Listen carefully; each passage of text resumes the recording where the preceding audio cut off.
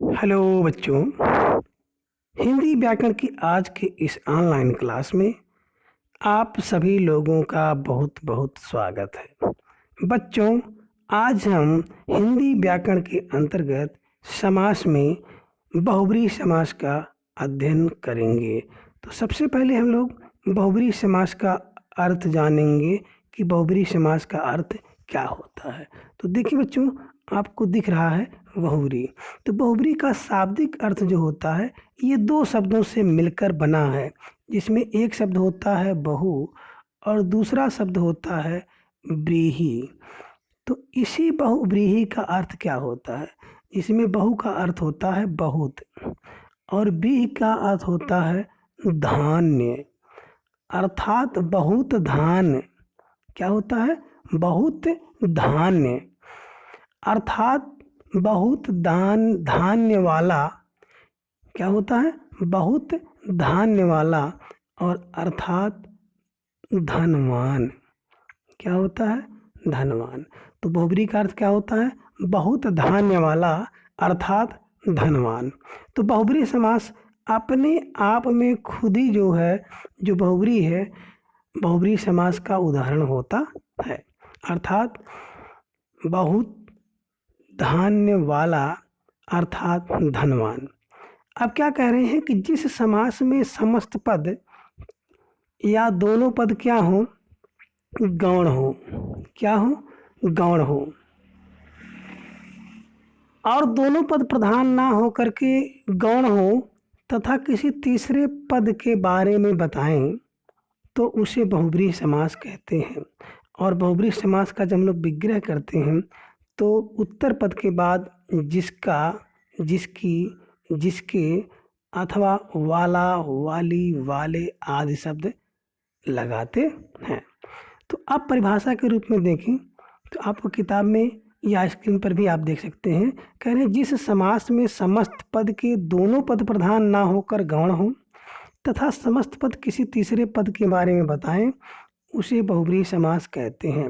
और यह समास विशेषणवाची होता है। इस समास का विग्रह करने पर अंत में जिसका, जिसकी, जिसके अथवा वाला, वाली, वाले आदि आते हैं।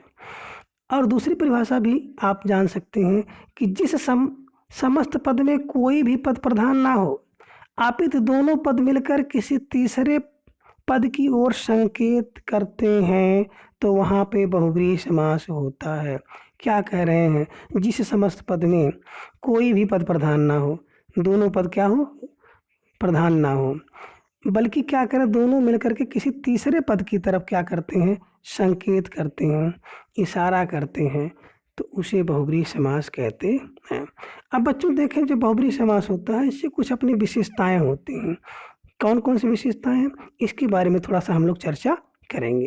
तो देखिए, पहली बात क्या है कि इसमें उभय पद जो होता है ये अप्रधान होता है। अर्थात दोनों पद क्या होते हैं? गौण होते हैं। प्रधान नहीं होंगे तो क्या होंगे? गौण होते हैं। दूसरी चीज कह रहे हैं कि इसमें अन्य पद की प्रधानता होती है। अन्य पद प्रधान, इन दोनों पदों के अतिरिक्त किसी अन्य पद की प्रधानता होती है।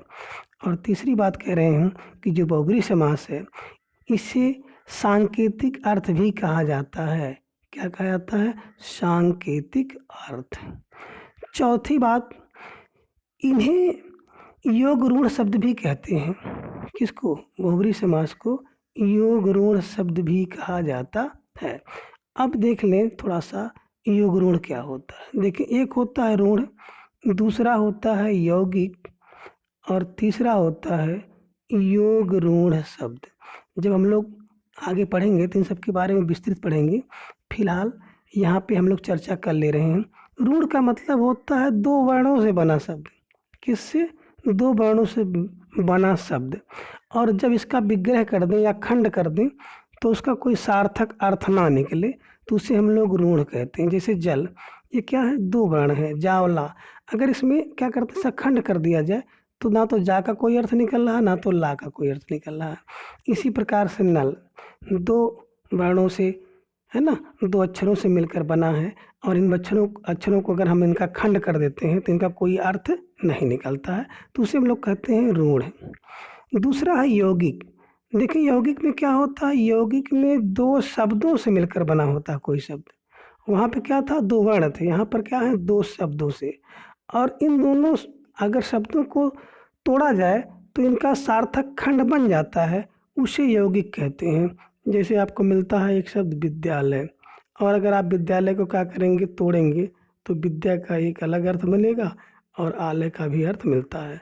तो जो क्या होता है, दो या दो से अधिक शब्दों के योग से कोई शब्द बने और उसका सार्थक खंड हो जाए तो उसे हम लोग यौगिक शब्द कहते हैं, जैसे विद्यालय, रसोई घर आदि।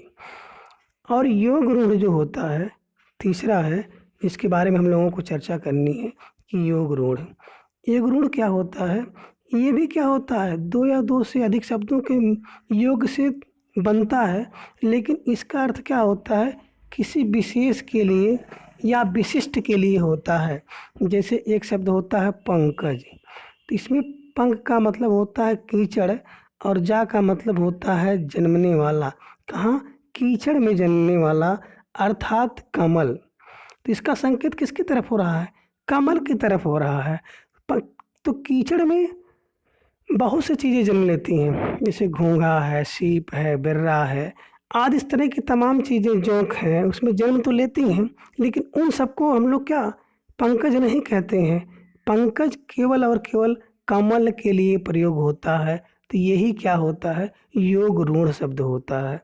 अर्थात जब किसी शब्द का प्रयोग किसी विशेष के लिए किया जाए, उसके लिए रूढ़ हो गया हो, तो उसे हम लोग कहते हैं योग रूढ़ शब्द है।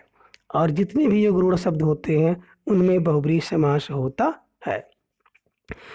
पांचवी बात क्या है कि अगर उपसर्ग हो लेकिन अन्य अर्थ देता हो, कह रहे हैं अगर कोई उपसर्ग से मिलकर शब्द बना हो, अन्य अर्थ देता है, तो भी उसमें भी बहुब्रीहि समास होगा। और छठी बात इन्होंने कही कि जो पर्यायवाची शब्द होते हैं ये सदैव क्या होते हैं, ये सदैव बहुब्रीहि समास होते हैं। और सातवीं बात, यदि सह या साथ, एक उपसर्ग होता है ना, सह या सा उपसर्ग लगा हो और क्या हो, इसका अर्थ क्या होता है, सहित में या साथ में हो, इसको बताने के लिए किया जाता है। तो समासिक पद जो बनता है उसको बहुब्रीहि में गिना जाता है। इन्हीं की सह और साथ का जो अर्थ निकले साथ में हो, इसका अर्थ या सहित के भाव में हो, तो यहाँ पे क्या होता है, यहाँ पे बहुब्रीहि समास होता है। कब, जब सह और सा उपसर्ग लगे हों किसी शब्द में और उनका अर्थ सह निकले या साथ निकले, तो उसे बहुब्रीहि समास में रखा जाता है। जैसे आपको मिलता है एक शब्द साधन अनुज, इसका मतलब हो गया अनुज के सहित या अनुज के साथ है जो, ये बनेगा। दूसरा आप कह सकते हैं कि साधन फल, सा का मतलब होता है, सा का मतलब यहाँ पे क्या हो रहा है, साथ में, फल माने फल मिले, अर्थात फल के साथ। यहाँ पर भी क्या हो रहा है, फल के साथ है जो, उसको क्या कहेंगे, बहुब्रीहि समास। तो अब इतनी बातें जानने के बाद हम लोग क्या देखेंगे, बहुब्रीहि समास का विग्रह कैसे करते हैं। तो देखिए बच्चों, आपको एक शब्द दिख रहा है लंबोदर। लंबोदर में दो पद हैं, एक है लंबा और दूसरा है उदर। अब क्या करते हैं, जो पूर्व पद और उत्तर पद, तो पूर्व पद और उत्तर पद के बीच में है लगा देते हैं, जैसे लंबा है उदर, क्लियर। और उसके बाद लगा देते हैं अर्थात, लंबा है उदर, है ना। इसके बाद लगाएंगे जिसका, लंबा है उदर जिसका, अगर पुल्लिंग है, स्त्रीलिंग होगा तो जिसकी, और बहुवचन होगा तो जिसके। तो यानी कि क्या करते हैं हम लोग, दोनों पदों के बीच में क्या लगा देते हैं, और क्या करते हैं, उत्तर पद के बाद जिसका, जिसकी, जिसके या वाला, वाली, वाले लगाते हैं, और उसके बाद में लगा देते हैं अर्थात। जैसे आपको क्या दिख रहा है, यहाँ पे आप कह सकते हैं कि लंबा। अब देखें, प्रथम पद के बाद हम लोग क्या करेंगे, प्रथम पद या पूर्व पद के बाद हम लोग लगा देंगे है। इसके बाद क्या लगाएंगे? उत्तर पद, उधर। लंबा है उधर, इसके बाद लगा देंगे जिसका या जिसकी या जिसके। और जिसका जिसकी के बाद हम लोग लगा देते हैं अर्थात। किसके लिए? अर्थात गणेश। अब इस प्रकार से आप सब देख सकते हैं कि लंबा है उधर, लंबा के बाद है दूसरा पद के बाद क्या होता है? जिसका, अर्थात।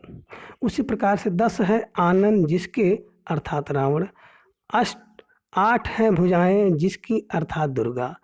पीत पीत है अंबर जिसका, पीतांबर में क्या हुआ? पीत है अर्थात पीला है, अंबर जिसका, अर्थात श्री कृष्ण। घनश्याम घन के समान श्याम है जो, अर्थात श्री कृष्ण। श्वेतांबरी श्वेत है अंबर जिसके, और त्रिनेत्र 3 नेत्र हैं जिसके, अर्थात शिव। तो इस प्रकार से आज की क्लास में हम लोगों ने बहुब्रीहि समास के बारे में अध्ययन किया, इसके अर्थ को जाना, परिभाषा को जाना और विग्रह करना सीखा।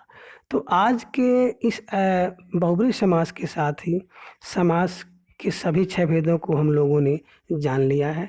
अगली क्लास में देखते हैं हम लोग समास का संपूर्ण निचोड़ के बारे में जानेंगे। Thanks for watching.